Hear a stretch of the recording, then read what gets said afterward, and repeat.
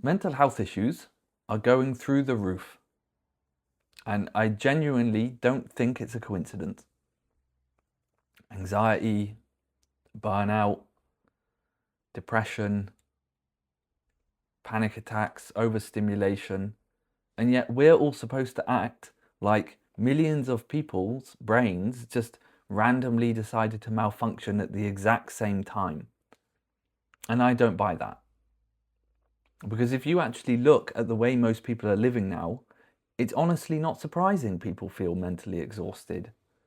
People are isolated, chronically online, working jobs they hate and barely going outside, barely connected to other people properly, constantly overstimulated and distracted. And then after all of that, people come home and spend another 6 hours staring into screens, trying to escape how overwhelmed they already feel. And honestly, I think a lot of people already know exactly what's wrong. They know that they're overstimulated. They know they scroll too much, or they know that they're burnt out. They know that the lifestyle that they have right now feels unhealthy. I think it would be patronizing for me to sit here and be like, yeah, you're doing all of this wrong. You need to do this, this, and this. No. I think the biggest trap right now is normalization of all of these things. Because when everybody around you is doing the same thing, it stops feeling unhealthy. If everybody is glued to their phones all day, then it just starts feeling normal. If everybody is mentally exhausted and overstimulated and disconnected, then people stop questioning it because it just becomes, well, that's just modern life. And I honestly think that keeps people trapped in loops for years before they realize that, oh, actually, this is probably making everything worse. Because people compare themselves to what's common, not to what's healthy. And that's why I don't think therapy is always the magic answer people think it is. And I'm not anti-therapy at all, by the way. I've had lots of therapy myself. I think therapy can genuinely help people understand themselves better. But therapy itself isn't the thing that fixes people. Therapy mainly just helps you to become aware of the issues. Awareness alone doesn't heal you, because most people are already aware. The real problem is that people feel trapped. Trapped financially, trapped psychologically, or trapped inside lifestyles and routines they don't know how to escape from.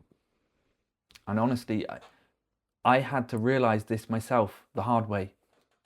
A couple years ago, my body basically crashed. Panic attacks every day, constant anxiety, everything felt overwhelming. And for a long time, I thought there was just something wrong with me. But eventually I started realizing that the way I was living was completely dysregulating my nervous system.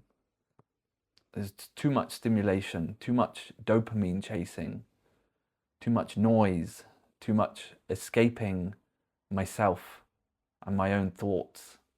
Like partying every weekend, scrolling constantly and gaming all the time.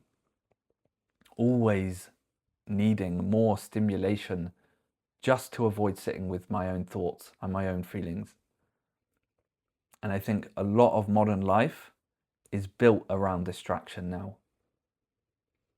Not peace, distraction. Everything is competing for your attention constantly because attention makes money.